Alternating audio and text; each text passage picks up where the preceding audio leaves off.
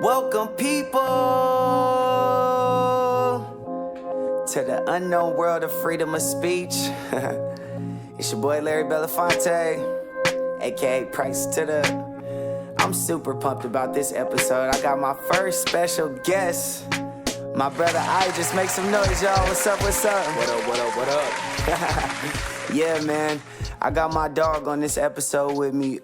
It's my first guest. I felt like, it would be a sick first special guest, all that. You know what I mean? I'm definitely going to give him the floor. The whole purpose of my guest that I'm going to have on Freedom of Speech is going to, be people that, like I said, I admire, that have a voice, that are doing dope shit, you know what I'm saying? Controversial, anything that inspires freedom of speech and that represents having a freedom of speech. And this dude right here is literally a genius.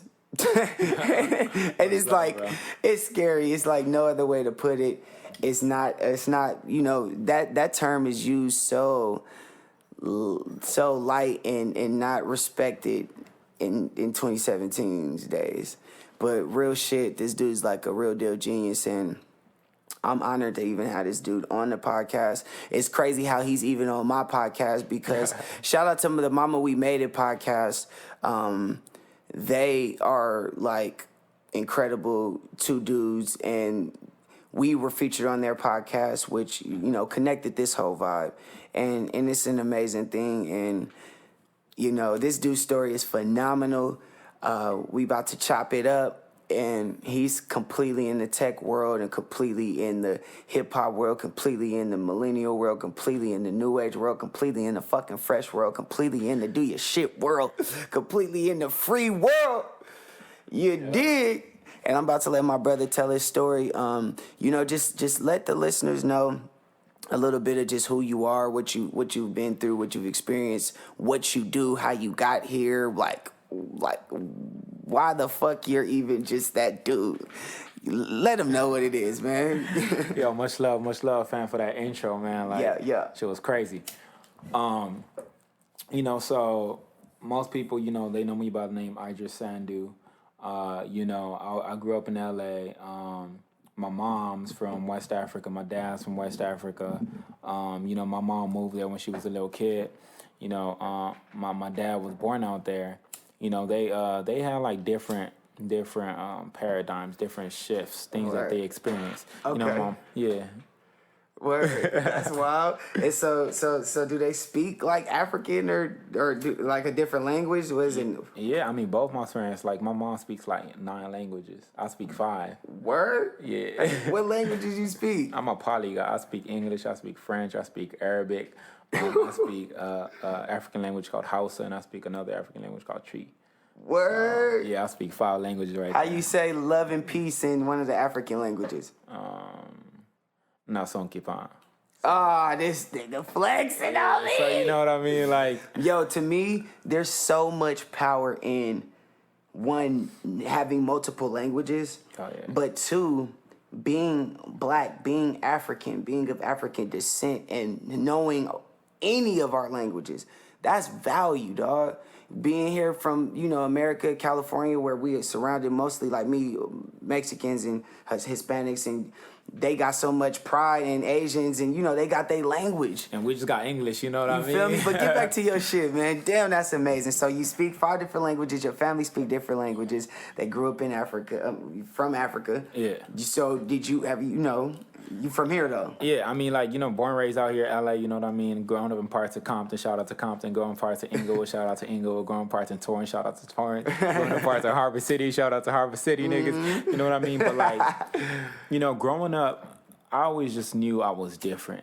I knew it didn't even have to do with tech. I was just a super creative and extroverted person that just shined from everybody else. Word. You know what I mean? So, as a kid, though? As a kid, you know what I mean? Like, I'm talking, like, elementary school, like... What's some wild, like, shit that you feel like you was doing different than other kids when you was younger? Yo, like, in 4th grade, I entered for this aerospace competition. Who could design, like, there were these miniature jet propulsion engines, and who could make the one that could like go the farthest and shit like that. Word. And you know what I mean? Like I ended up beating middle school niggas, and I went to high school niggas, and they was like, "Yo, he won," and I was like, "Yo, I don't really want to like put y'all out of y'all place and make y'all feel like, you know, y'all under me or something." So this is exactly why your rocket isn't going so far, because you guys aren't considering the drag coefficient.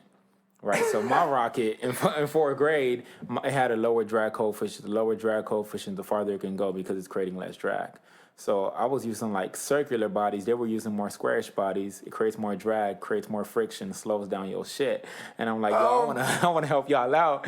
You know what I mean? But and you explaining this to them in the fourth grade. Yeah, you're bro. like 8. I remember this. Yeah, 9. Yeah, that's crazy, dog. And so like, I'm like, yo, this is why. But you know, the powers that be and the way that people just think in this world, it's all about ego, and that's number one downfall of man, period. You know, ego. We all got ego. You know, we got to take the ego out. Yeah. But, you know, they had the ego. They was like, what you know, fourth grade telling us what to do, nigga? Right. We about to dust your ass. Right. So we started, you know, and as fate would have it, I won. And I was just like, I told y'all should listen to this little fourth grader. Right, that's you know crazy, what I mean? dog. But yeah, bro, I Okay. was just like always different, bro. And, you know, growing up, my mom was always an advocate for me. She was always there for me. You know, my dad, like, he really wasn't in my life till around like 5 years old. Word. You know, he tried to come into my life and stuff like that, you know, slipped in and out.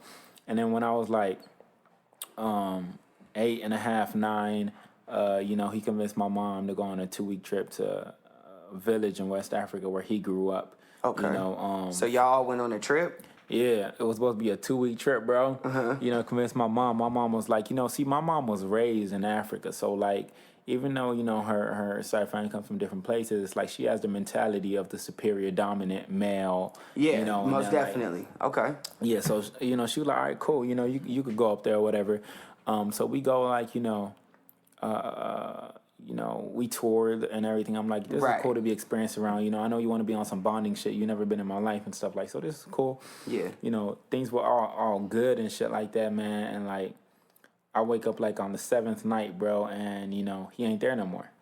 He literally like left me there with his side of the family. His Okay, wait. So just you and him were out there? Yeah, I thought all y'all went out there and toured. Nah, it was just me and him. Okay, so he convinced your mom to take you with him to Africa for 2 weeks. And not just Africa, because, you know, on my mom's side, like, I've been to different parts. I've been to South Africa. Like, I've been to dope-ass, you know, we got I've been to properties and shit. Johannesburg. Yeah, South Africa is tight as fuck. Super. You know what I mean? But, like, I'm talking, like, village. Oh, you know you what was I mean? in the Africa. Yeah, I was in, like, huts and shit type stuff. You know what I mean? Like, That's deep. yeah, so, That's fire. you know, left me there. Yeah, But- left me there. You know, no communication with my mom, no nothing whatsoever. Damn. You know, it's like a real fucked up story. Like Right. I've been through like some shit, like, you know, Okay. hands tied to ropes, hot coal under your feet type shit, What just you- for no fucking reason. From who? Your family? Now his side of the family, they're Yeah, very but abusive. that's your family though. I don't That's, really- nah, they- even though you don't consider them your Yeah. family, that's still somewhat a sense like that. You they family. So what? Was they jealous because you was from the States? I guess. Or I mean, I don't even think it's like that. You know what I mean? Like, I don't know. It's just like I said, Just just evil. amongst, just evil shit, bro. Like, you know, I'm a kid. Like, I'll rather fucking be making origamis than go fucking play basketball with niggas. Period. Like, I'm just a different type of nigga because I was put on this earth for a purpose. You know what That's I mean? what's up. And like, I just realized that at an early age. And most people will back you, but it's just funny that like people that don't even look like you are so quick to back you, and then the people that do look like you, they just beat you down. Exactly. You know what I mean? So Yeah, like, yeah, it was yeah. just funny. Sadly. But yeah, stayed there for several months. No communication with my mom. It wasn't until I met this lady, this NGO lady. You know, I was singing Gold Digger, bro. I was walking down a train track at night, bro. Kanye Gold Digger? Kanye gold digger. I was like, I ain't saying she a gold digger. Okay. But she ain't messing with no broke. Oh, Bro, yeah, as soon as okay. I said, Wait, so wait, hold on, because listen, I'm sorry, and I don't mean to be cutting you you off. good, bro. But on freedom of speech, I gotta make sure that is cutting. We gotta make sure they understanding this very clearly. So you are still in Africa in the villages, and you just walking down the street and you singing Gold Digger? Yeah. I always love rapping, bro. I love hip hop. Hip hop lives in me. I don't live in hip hop. Hip hop lives in me. Period. You know what I mean? And so you walking in, so a lady hears you singing Gold Digging. Yeah, and I always love Kanye too. Like Kanye is like my at the top right here That's in terms fire. of artistry and creativity and just architects of life. That's dope. So yeah, I'm like singing Gold Digging is as soon as I said broke, I accidentally kicked a rock and it hit this lady. You know, so it's even funny. It's like you think of Rock Nation. Right. It's like I kicked fire. this rock and hit this lady. That's She turned dope. back and she was like, "Ow." I was like, "What?" She was like, "You hit me," and I was like, "I'm sorry." And she was like, "It's okay. I heard you rapping," and I was like, "What you think?" She was like, "Yo, it was tight." You know, actually, if I didn't know better, I would think that you either watched a lot of American music videos or you wasn't from here. I was Right. like, Lord Jesus, thank you. I used the opportunity to tell that lady everything. You know, we went back to the U.S. Embassy in the main capital, got in contact with my mom, Word. flew back out here type shit. Damn. You know So what I mean? when you would be there, you wouldn't be telling your family like, I want to leave? Bro, they wasn't hearing that. And again, the reason why I say, you know, I mean, because like, blood doesn't define At all. nothing really. At So all. I don't really even consider my family because like, you know, the abuses and the stuff that I went Exactly. through and, you know, things that people didn't believe or people wouldn't even believe I've been through to be here. You know, it was crazy, bro. And that's some real stuff because I literally say that all the time. I would get into it with actual family members, man, because some of my brothers, like my bros that are my friends, that's my family though. Them are my brothers. We've experienced different things. Or I got homegirls who just friends that are your true family. And then you got family members who treat you like shit and dogged you out. And there's nothing about us that's family other than the fact that we have blood in each other. You know? Yeah, and you know, my mom, my granddad, my grandma, everybody on my mom's side is actually the reason why I am who I am. Word. You know I what feel I mean? that. They didn't shun it out. They like my granddad was an architect. You know, we never talked about architecture. We never talked about computers, none of that. But he told me like, yo, you gonna not only be very respected, but you have a huge responsibility on your chest. Like you have a lot to offer the world. They need you. You're not here for lavishing and, you know, nice ass cars and houses and shit. Nah, bro, you here for a purpose. Straight up. Planting the seeds in you. Yeah. So like, you know, I mean, from a young age, remembering all that. Yeah. And then going, bro, like, man, like, I just know what I want to do. And then going through that, it's like, you know, my granddad always told me when I got back, he was like, never look at that as something that you hate anybody for. Look at it as a blessing. Because you're one of those few horsemen that have to guide the cattle. That's real. You know what I mean? And That's it's good. like, if you don't go through certain things, how would you know the problems that cattle go through? Word. You know what I mean? You had to guide the people That's through good. the right. You know what I mean? Like he used to give me these dope ass analogies and proverbs and shit. But yeah. So I got back and it was just a blessing, man, because I got to see two sides of the story. Keep man. talking to the people. Do you want a little more apple juice though? No, I'm good. No, I'm Water, good. anything? Yeah, I'm good. Freedom of speech, y'all. You know, we keeps it funky over here. Yup, We ain't, this shit ain't no clean cut cough shit. I'm gonna make sure my nigga is good, hydrated. Keep kicking flavor though, okay? Oh, so God. grandpa kept you with the gems. Yeah, so like, you know, coming back out here, it was a blessing because I got to see two sides of a spectrum.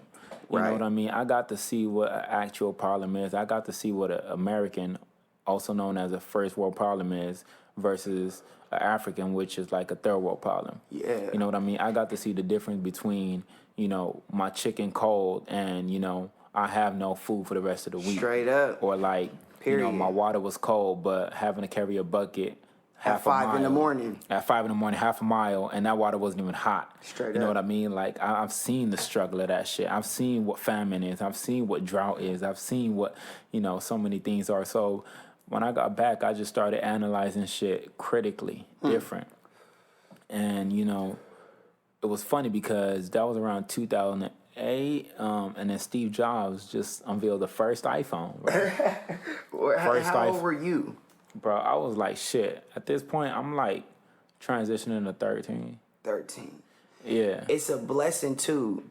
I'm gonna let you pick up, but it's such a blessing that you got to, one, experience that at such a young age, but two, get the revelation at a young age. No, for sure. You know what I'm saying? Because Most people don't get that till like they old. Bro. Purposes in life don't come till later. It's scary. And then to know, and then on top of that, like for instance, we went to South Africa, we went to Johannesburg. So I can agree with so much that you're saying as far as like seeing people hold buckets of water on their head 5 a.m, walking, my bad y'all, walking miles. And like you said, the water's dirty, they houses are huts. And then we come and we bitching because we got one controller on the PS4. You know what I'm saying? Or the water is Arrowhead. Again, it's like it's not the fault of, Americanism. It's not the fault of, Negroism or none of that. Right. You know what I mean? Right. Niggadom, any of that. You know what I mean? It's just rapid evolution. Straight up. You know what I mean? Like, we scared to go back. We can't go back. You know what I mean? You have an iPhone 7. If somebody gives you an iPhone 1 in your hand, you feel disrespected. You won't even go back. You won't even look at the phone. Just like 10 years, like, bro, 4 years from now, somebody will show you an iPhone 8, and you'll be like, what the fuck is that? Get that shit out my face. Straight up. You know what I mean? It's like, that's scary. It's rapid evolution. It's a depiction of Moore's law, which states that, every 2 years, the number of, transistors on a chip doubles. You know what I mean? So devices get more powerful, computers get more powerful. Every 2 years. Doubles. Yeah, it doubles. Yeah. It's called Moore's law. Moore's law. Yeah.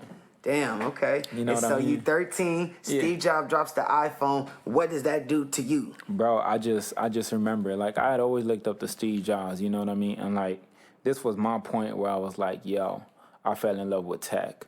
Because, Steve gets on stage, a man with such a vision, man. You know what I mean? Like, just wanted to change the fucking world. And, like, there was no black icons like Steve at this moment. So I had to work with what I had. Period. I mean, 100%. You know what I mean? How'd you feel about, not to cut in, but how'd you feel about the fact that he did LSD or acid? Yeah, I mean, like, you have to understand, unless you've been prepared mentally, physically, emotionally like I was, you need to find a way to cope with such a huge responsibility like that. You know what I mean? Like, there's two people. You're going to find there's two types of innovators. There's people that are like pressure-based innovators, and there's people that are more, experience-based innovators. So I'm an experience-based innovator. It's my experiences that cause my innovation.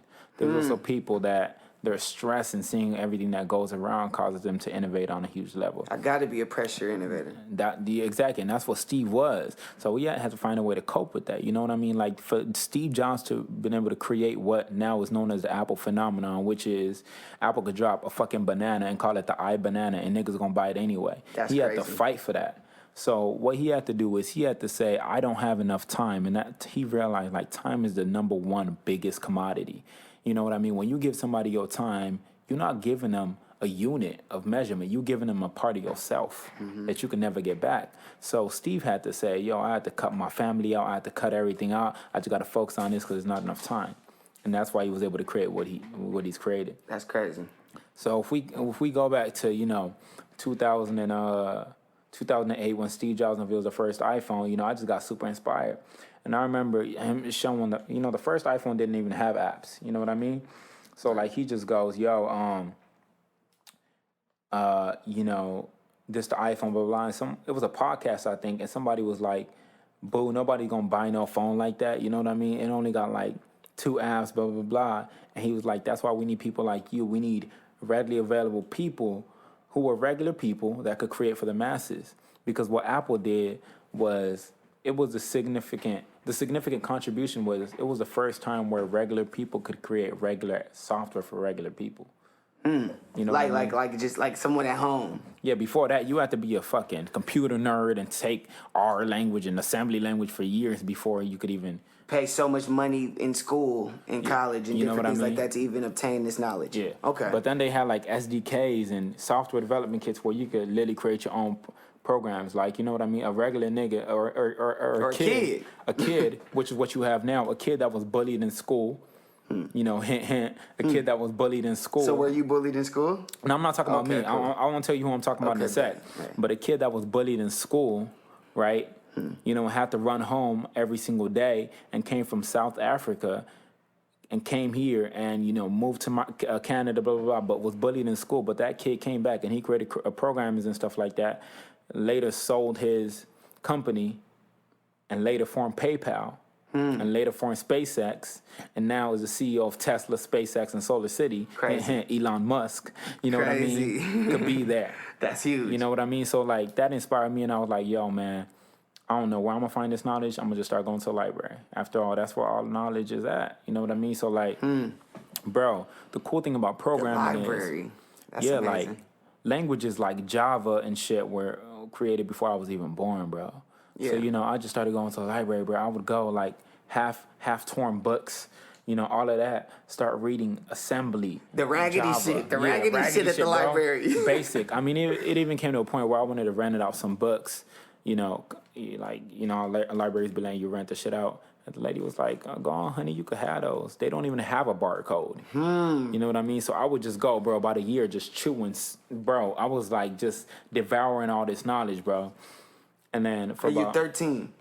13. 14. So learn Lily for a whole year, bro. 14.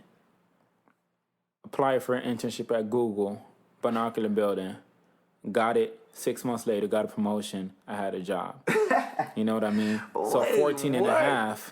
How do you even know? How do you even know Google's having an internship at 14? You know what I mean? I used the World Wide Web. You know what I mean? Like Straight the up. internet. I mean, Talk the to internet me. is an extension of the World Wide Web, but I'm talking about when search engines were like, you know, prehistoric, when we had Yahoo search. You know what I mean? And I would like look.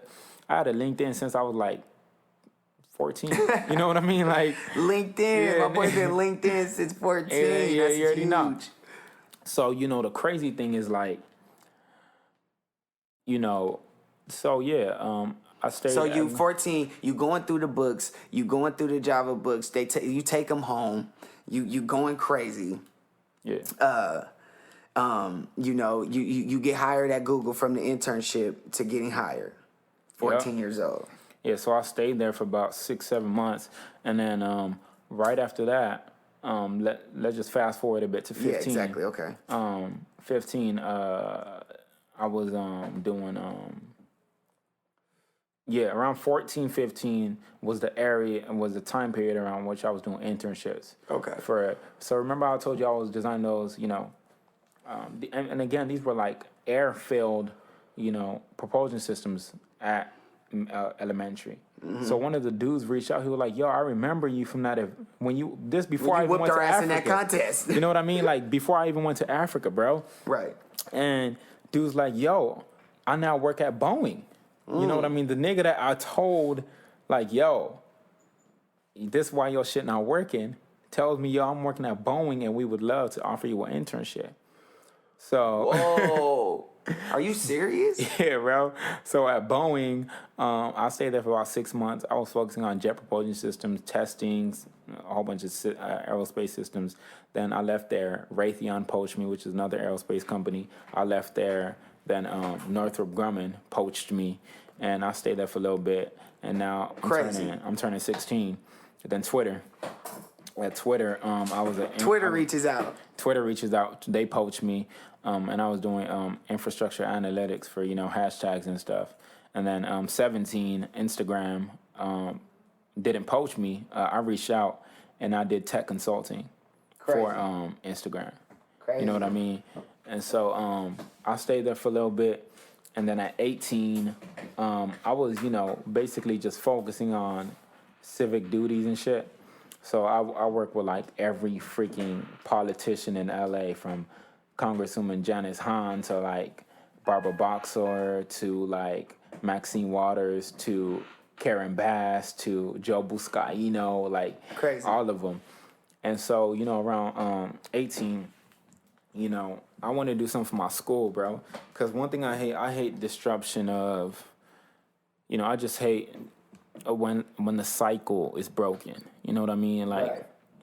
Well, what do you mean? What cycle? What do you mean? Elaborate. Any just a bit. cycle. Okay. You know what I mean? So at the school, I saw that it was like staff members, and there weren't enough staff members. So if a new student came to the school, staff member would have to stop what they doing, take the student to class. But now that staff member that was supposed to be here ain't there no more. Right. So if somebody needs that staff member, it was like distracting the overall cycle. Cycle of the whole. So, you know, and I don't like that. at all. So, you know, I was like, I got to crazy. do something about this. So I wrote an app for my school, which would give students turn-by-turn directions to the classrooms. Let's see, a student could literally be in the front of the school and say, I want to go to C2, and it'll give them turn-by-turn directions on how to get to the class. What? So, yeah, it's still in the App Store right now. Like, if you have an Android device, you can search for Narbonne High School app, and it's still there right now. Listen, if you have an Android, please go search the app. Spell it. It's NARBONNE, high school. Screenshot it to me, please, if y'all do, just so I just could just fall so much more in love with everything this dude is doing. Yeah, I mean, in that life. app is It's like just crazy. old too, man. That's like what? Man, that shit old. That's Okay, like, so in quick.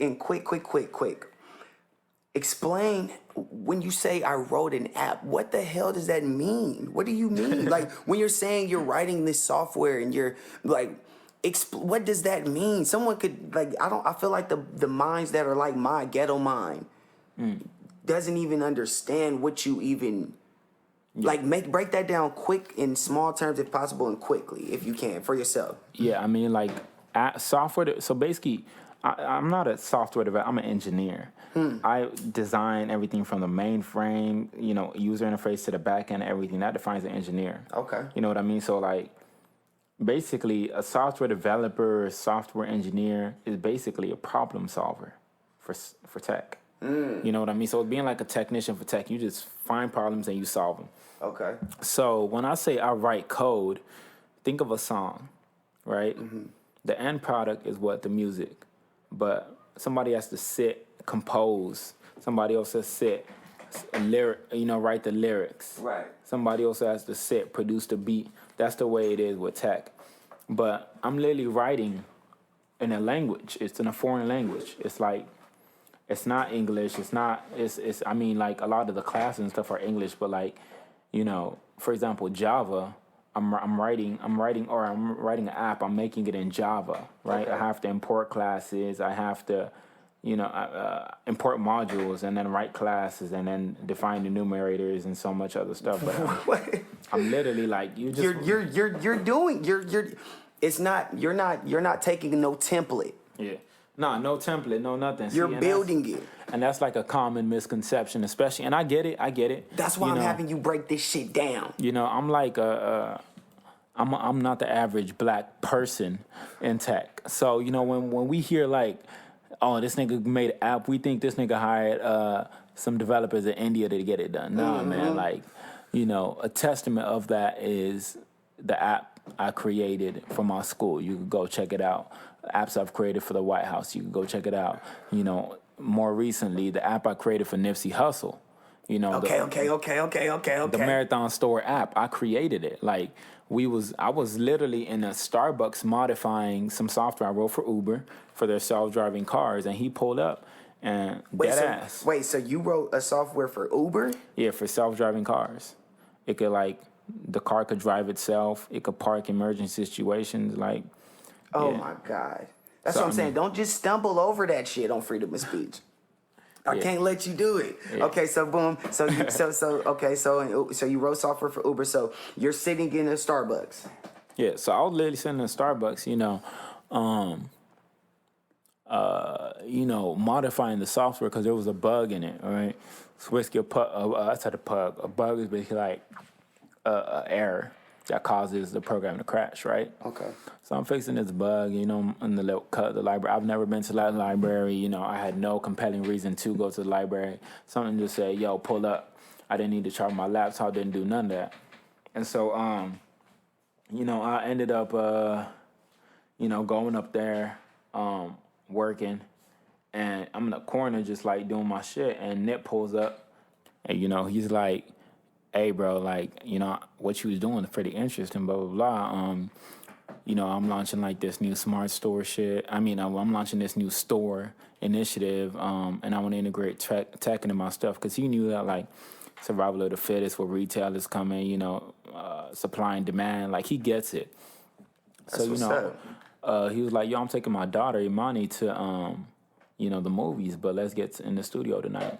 We got in the studio that night. We came up with the smart store thing, and I was like, yo, I've been working on this technology for a couple of years. Like, yo, but I haven't deployed it anywhere. Okay. And so we did it, bro. And about 2 weeks, we was done. Wait, you did the app? Word? Yeah, I was going up to the Marathon store every day, bro. We got So like how the the shirts show up on the videos and on the phones and all that shit? That was in 2 weeks. That was in 2 weeks. That's huge. That's amazing, bro. Yeah, with the frames and like they didn't even have those picture frames or nothing. I was like, that was my idea.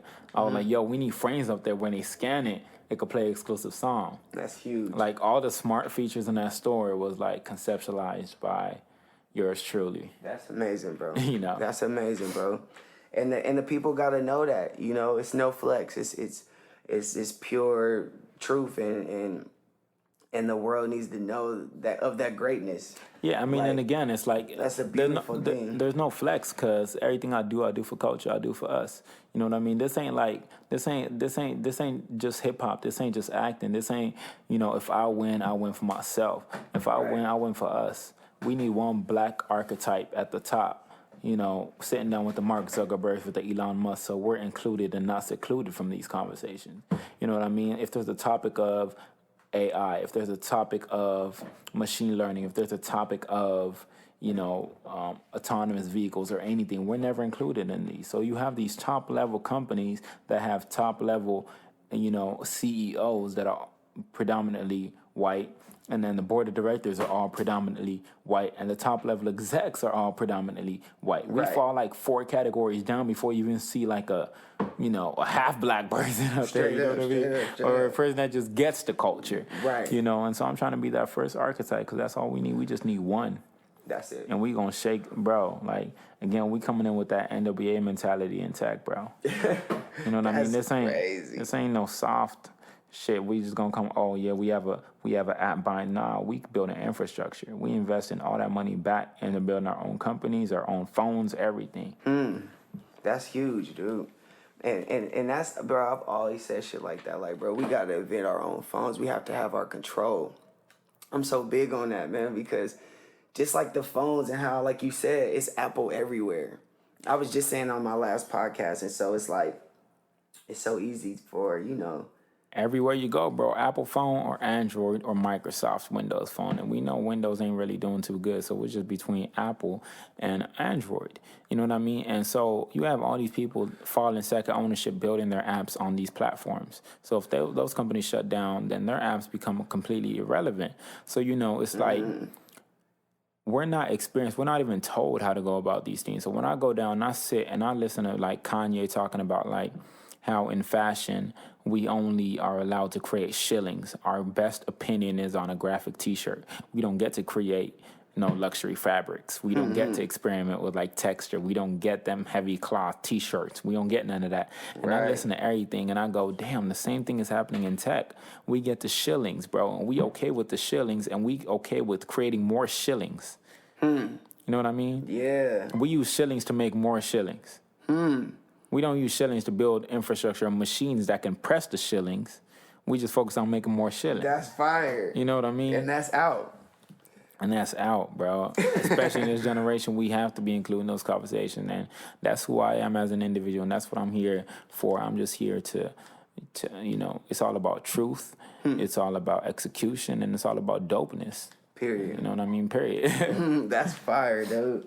It's so what are some of your like, what are some of the goals that you got as far as where you see yourself taking this shit? Like, Yeah, other like, than telling your ideas, and giving up the game too much, but yeah, you know what I mean. At the end of the day, man, my main goal is just to be at the top and like be able to create to the fullest level. For example, what I did with Nip, even though it was like the first store, the NBA kind of just copied what we was doing. You know what I mean? And if had I had the infrastructure, it would have been much, much different. Right. You know what I mean? They wouldn't definitely be able to, do what they just did. You know what I mean? And so just as far as just the app stuff and just... Yeah, but it's like... We ain't even got to go deep into that. Yeah, and like people got to understand, and I'm going to say this early because one of the biggest people I idolize, he didn't make this as clear as... he could have early on in the game, and he kind of ran into some blocks, and that's Kanye. Early on, like... I've been called this, bro. Kanye isn't a rapper. Right. Kanye is a creative, period. Period. And early on in the game, the people closest to him understood this, but society didn't understand this. So when now it comes to making fashion, it's like, oh, we want the OJ. Nah, bro. He's always been a creative. And so I make this clear, like, yo, I'm not always going to be the tech nigga.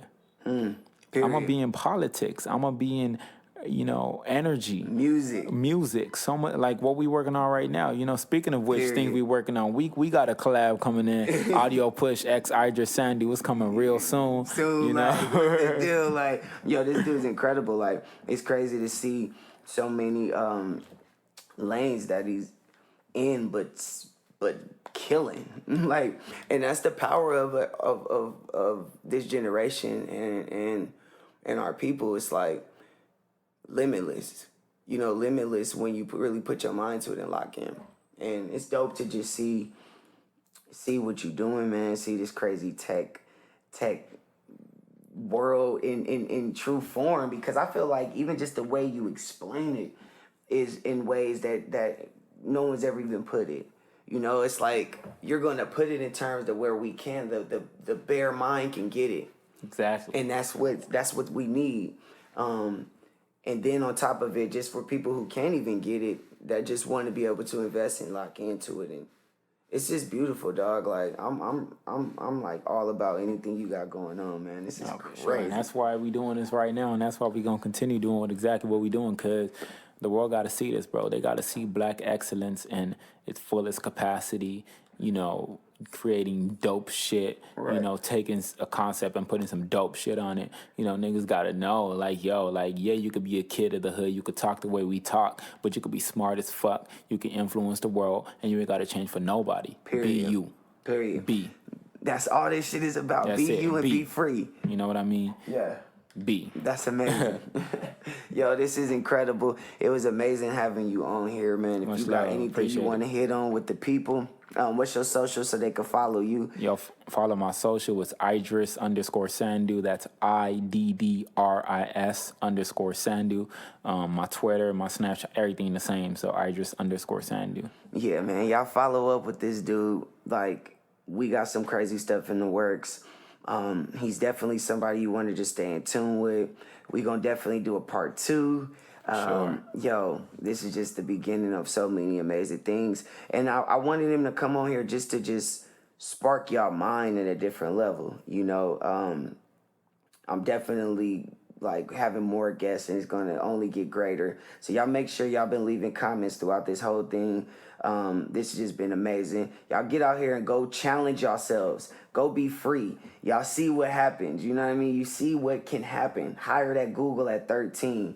Working at fucking Uber and Twitter and Instagram. Like, limitless, man. You just gotta really put your mind to these things and get up off your ass. And do things that they don't expect or want us to do. And own your shit, bro. Like, everybody, every single person listening to this, y'all gotta own y'all stuff. See, the number one problem with people is, like, people always want somebody else to blame for their own shit. You are full and 100% full control of your destiny. Stop blaming it on somebody else. Stop blaming it on your girl. Stop blaming it on you. Like, everybody else around you. Blame it on yourself. Full accountability is the first step to, freedom. Straight up. You know what I mean? That's like, real. you can't say I'm not free because of somebody else. You're not free because of you. You know what I mean? The first step to being free is self-acceptance, that everything, is in your power and control. So, don't be waiting and blaming. Like, we all have 24 hours. I could have been that kid that was like, man, we never gonna have access to this knowledge. When I was having books taken out my hand, learning this shit, and white kids coming up to me saying, yo, this ain't meant for people of your color, I could have just listened to that. But I said, nah, fuck that, man. Like, we deserve this too. In fact, we deserve this even more, if not. You know what I mean? So, like, just full accountability, man.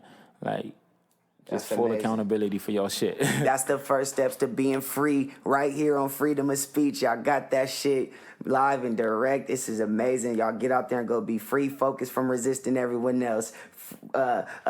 Free from resisting everyone else. I love y'all. Y'all be loving. Go get out there, hug somebody, touch somebody, and make sure you don't take anything personally. Yep. Yeah. And that wraps up another episode of Freedom of Speech. I appreciate every one of y'all for rocking with the boy, man. That shit was amazing, right? Make sure y'all leave some comments, follow the boy, man. Like, do all that dope shit that you're supposed to do. And share it with somebody, you feel me? Put somebody on, man. You dig? Freedom of Speech, man. Vibe to me. Yeah.